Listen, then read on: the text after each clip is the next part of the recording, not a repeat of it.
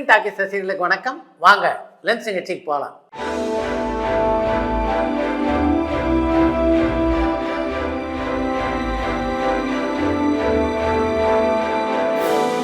என்னம்மா முதல் கேள்வி? சார், உங்களுக்கு மிகவும் பிடிச்ச கதாபாத்திரம் இது? நகைச்சுவை கதாபாத்திரங்களா அல்லது சீரியஸான கதாபாத்திரங்களான்னு திருநெல்வேலியிலேருந்து ஆறுமுகம் கேட்டிருக்காங்க. பலதரப்பட்ட பாத்திரங்களை ஏற்று நான் நடித்திருக்கிறேன் என்றாலும் எனக்கு பிடிச்சதுன்னா அது நகைச்சுவை பாத்திரங்கள் தான். சிகரெட், மது இந்த மாதிரியான தீயவைகளை தொடாம நடிச்ச எம்ஜிஆர் சார் ஆதரிச்ச மக்கள் இந்த இரண்டையுமே பயன்படுத்தின ரஜினி சாரை ஏத்துக்கிட்டது எப்படி?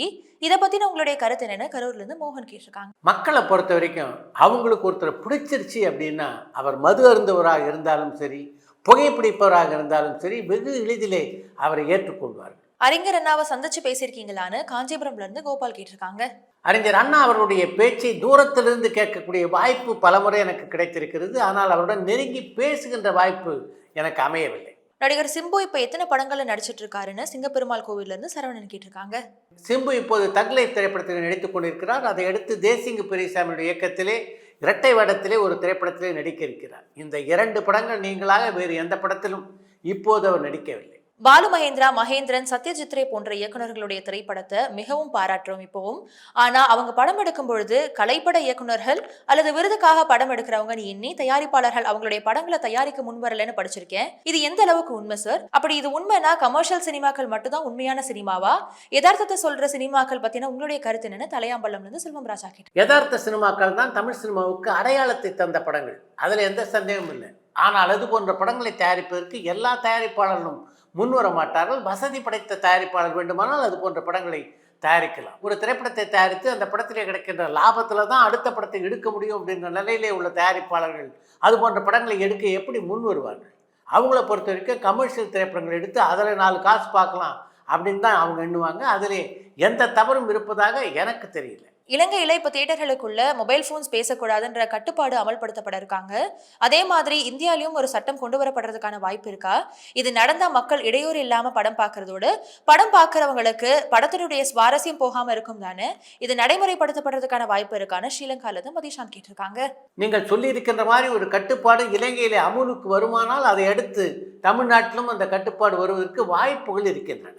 இயக்குநர்கள் பி. வாசு, KS ரவிக்குமார், லிங்குசாமி இவங்களுடைய லிஸ்ட்ல இயக்குனர் சங்கர் சாரையும் சேர்த்துக்கலாமா? எல்லாரும் மொத்த வித்தையுமே இறக்கிட்டாங்க, இனிமே புதுசா எடுக்க ஒண்ணுமே இல்லையே. இதை பத்தின உங்களுடைய ஒப்பீனியன் என்னன்னு அம்ஜிக்கரையில இருந்து பப்பு கேட்டிருக்காங்க. இப்படித்தான் ஒரு சில ஆண்டுகளுக்கு முன்னாலே பி. வாசுவை பற்றி ஒரு விமர்சனம் இருந்தது. அதற்கு பின்னாலே அவர் கொடுத்த மாபெரும் வெற்றி படம் தான் சந்திரமுகி என்ற திரைப்படம். அதனால நீங்கள் குறிப்பிட்டிருக்கின்ற அந்த 4 இயக்குநர்களை பற்றி குறைவாக எடை போட்டு விடார்கள். எந்த நேரத்திலும் வீறு கொண்டு எழுந்து மிகப்பெரிய வெற்றி படங்களை கொடுக்கக்கூடிய ஆற்றல் இவர்கள் அனைவருக்குமே உண்டு. டிராவல் ஸ்டோரின்னு சொல்றாங்களே அப்படின்னா என்ன? உதாரணம் சொல்ல முடியுமா? அதே மாதிரி மாண்டேஜ் சீன் சாங்னு சொல்றாங்களே அப்படின்னா என்னன்னு கோவை புதுல இருந்து பாபு கேட்டிருக்காங்க. லிங்குசாமியுடைய இயக்கத்திலே கார்த்திக்கும் தமன்னாவும் நடித்த பையா திரைப்படத்தை நீங்க பார்த்திருப்பீங்கன்னு நினைக்கிறேன். அதுதான் டிராவல் ஸ்டோரி. ஒரு காட்சியிலே கதாநாயகனும் கதாநாயகனும் பாடி ஆடி நடித்தார்கள் என்றால் அது டூயட் பாடல் காட்சி. மாண்டேஜ் சாங் என்பது இதிலிருந்து முற்றிலும் வேறுபட்டது. கதாநாயகன் நினைத்தபடி கதாநாயகன் ஒரு பக்கம் நடந்து கொண்டே இருப்பான், இன்னொரு பக்கம் பார்த்தீங்கன்னா கொற்ற மழையில கதாநாயகனை நினைத்தபடி ஜன்னல் அருகே கதாநாயகி நின்று கொண்டிருப்பார். இது போன்ற மாண்டேஜ் காட்சிகளை விட்டு தொகுக்கப்படுகின்ற பாடல் காட்சி தான் மாண்டேஜ் சாங். கல்கி படத்துக்கு போலி வசூல் விவரம் வெளியிட்டதுக்காக அந்த படத்தினுடைய தயாரிப்பாளர் 2 சினிமா ஜேர்னலிஸ்டுக்கு எதிராக 25 கோடி நஷ்ட ஈடு கேட்டு வழக்கு பதிவு செஞ்சிருக்காரு. அதன் பிறகு எந்த ஒரு தளங்களுமே கல்கி வசூலை சொல்லல. இதே மாதிரி தமிழ்லையும் பிஸ்மி, மாறன் மாதிரியானவங்க போலி வசூல் அஜெண்டாக்களோட விமர்சனங்கள் பண்றவங்களுக்கு எதிராக ஒரு தடவை வழக்கு பதிவு செஞ்சா அதை தொடராம இருக்கும் தானே? அதை எந்த தயாரிப்பாளராவது செய்வாங்களா? இப்போ இருக்கிற சினிமா ஜேர்னலிஸ்ட் எல்லை மீறி நடக்கிறத எப்படிதான் தடுக்கிறதுன்னு யாழ்ப்பாணத்துல ஜானி கேட்டிருக்காங்க. எல்லை மீறி போன்ற எல்லா விஷயமும் தடுக்கப்பட வேண்டும் என்பதிலே எனக்கு மாற்று கருத்து. ஆனால் இதுக்கெல்லாம் தீர்வு வழக்கு பதிவது அல்ல என்பதுதான் என்னுடைய கருத்து. இந்தியாலேயே நடிகர் சின்னி ஜெயந்தினுடைய மகனை தவிர வேற எந்த நடிகரனுடைய மகனாவது கலெக்டர் ஆகியிருக்காங்களான்னு ஆலந்தூர்ல இருந்து காவியா கேட்டிருக்காங்க. எனக்கு தெரிந்து சின்னி ஜெயந்தினுடைய மகன் மாதிரி எந்த நடிகருடைய மகனும் கலெக்டர் ஆனதாக தெரியல. சார், நீங்க படிச்ச ஆசிரியர்களை மறுபடியும் சந்திச்சு பழைய நினைவுகளை நினைவுபடுத்தி புகைப்படங்கள் எடுத்திருக்கீங்களான்னு சென்னையில இருந்து சந்தனகுமார் கேட்டிருக்காங்க. நான் பள்ளி படிப்பை முடித்து விட்டு வந்ததற்கு பின்னாலே எந்த ஆசிரியரும் சந்திக்கக்கூடிய வாய்ப்பு எனக்கு கிடைக்கல. 5 ஆண்டுகளுக்கு முன்னாலே என்னுடைய பிறந்த தினத்தன்று வேலூரிலே உள்ள வெங்கடேஸ்வரா உயர்நிலைப் பள்ளியிலே படித்த ஒரு சில மாணவர்கள் என்னை ஒரு விழாவுக்காக அங்கே அழைத்திருந்தார்கள். அப்போதுதான் அந்த பள்ளிக்கே மீண்டும் போகின்ற வாய்ப்பு எனக்கு கிடைத்தது. சார், நீங்க எத்தனை படங்கள்ல நடிச்சிட்டு இருக்கீங்க? உங்க நடிப்புல அடுத்து ரிலீஸ் ஆகிற படம் என்னன்னு குவைத்ல இருந்து அமிர்தேஸ்வரன் கேட்டிருக்காங்க.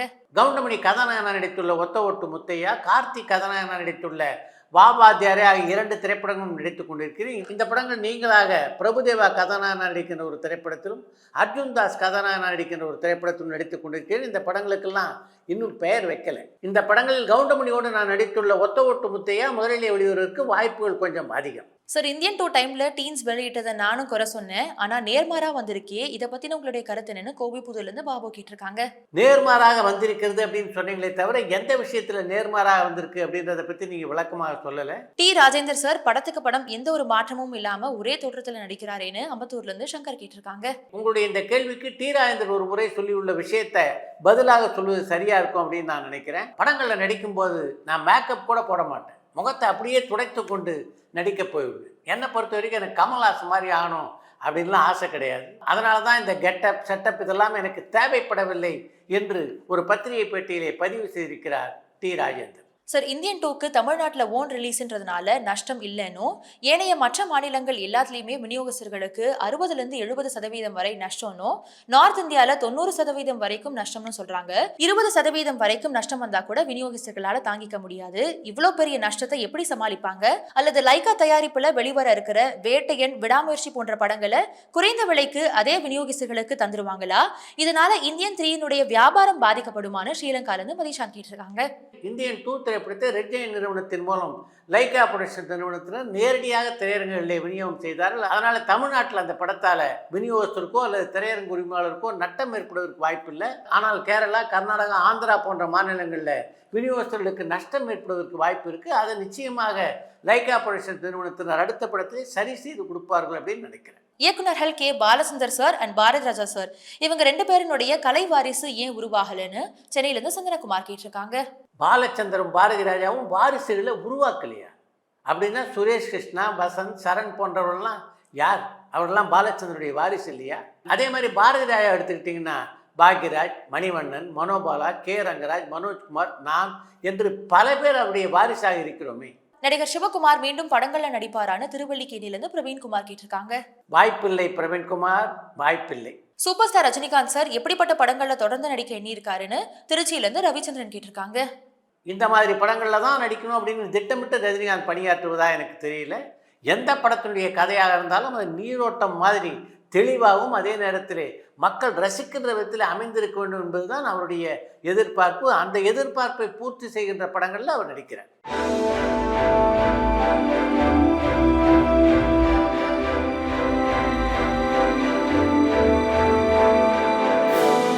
சார், இசை ஒரு துளி கூட இல்லாம படம் வந்திருக்கான்னு கோவைப்புதூர்ல இருந்து பாபு கேட்டிருக்காங்க. இசையே இல்லாமல் உருவான படம்னா அது கௌதம் வாசுதேவனுடைய எழுத்திலும் இயக்கத்திலும் உருவான நடுநிசி நாய்கள் என்ற திரைப்படம். அந்த படத்தினுடைய போஸ்டரில் பார்த்தீங்கன்னா கூட இசையமைப்பாளர் பெயரே இருக்காது. இசை இல்லாமல் எஃபெக்ட்ஸை மட்டுமே வைத்துக்கொண்டு அந்த படத்தை அவர்கள் உருவாக்கி இருந்தார்கள். அடுத்து இன்று ஒரு தகவல். திரையுலகிலே இயக்குனர் சிகரம் கே பாலச்சந்தர் எப்படிப்பட்ட புதுமைகளை எல்லாம் செய்தவர் என்பது எல்லோரும் அறிந்த விஷயம். இந்த புதுமையெல்லாம் இருக்க இதை நாடக காலத்திலிருந்தே செய்ய தொடங்கியவர் தான் கே பாலச்சந்தர் என்பதற்கு உதாரணமாகத்தான் ஒரு சம்பவத்தை உங்களோடு இன்றைக்கு நான் பகிர்ந்து கொள்ள இருக்கிறேன். எஸ்.வி. சகஸ்ரநாமத்துடைய நாடக குழுவுக்காக பாலச்சந்தர் எழுதிய நாடகம் தான் சதுரங்கம் என்ற நாடகம். அந்த நாடகத்திலே பிரதான அம்சமாக இடம்பெற்றிருந்தது ஒரு கடிகாரம். அந்த நாடகத்தினுடைய இறுதி காட்சியில் அந்த கடிகாரத்தில் 9 ஆகும்போது அந்த கடிகாரம் வெடிக்கும். இதுதான் அந்த நாடகத்தினுடைய இறுதி காட்சியாக இருந்தது. அந்த நாடகத்தை பொறுத்த வரைக்கும் 2 மணி நேர நாடகம். அது 7 மணிக்கு நாடகம் தொடங்கினா 9 மணிக்கு முடியும். 9 மணிக்கு அந்த நாடகம் முடியும் போது அந்த கடிகாரம் வெடிக்கும். அதனால் அந்த நடிகர்கள் இருக்காங்களே அவங்க எல்லாரும் அந்த 2 மணி நேரம் என்னென்ன டயலாக் பேசணுமோ அதை பேசி கனகச்சிதமாக நடிக்க வேண்டும். ஏதாவது ஒரு நடிகர் வசனத்தை இழுத்து பேசிவிட்டாலோ அல்லது ஏதாவது ஒரு நடிகர் வசனத்தை மறந்து விட்டாலோ இந்த இறுதி காட்சி வருவதற்கு முன்னாலேயே அந்த கடிகாரம் வெடித்து சிதறுவதற்கு எல்லா வாய்ப்பும் இருக்கு. ஆனால் அப்படி ஒரு அசம்பாவிதம் ஒரு நாள் கூட நடக்கவில்லை. அந்த நாடகம் 100 முறை மேடை கண்ட நாடகமாக அமைந்தது.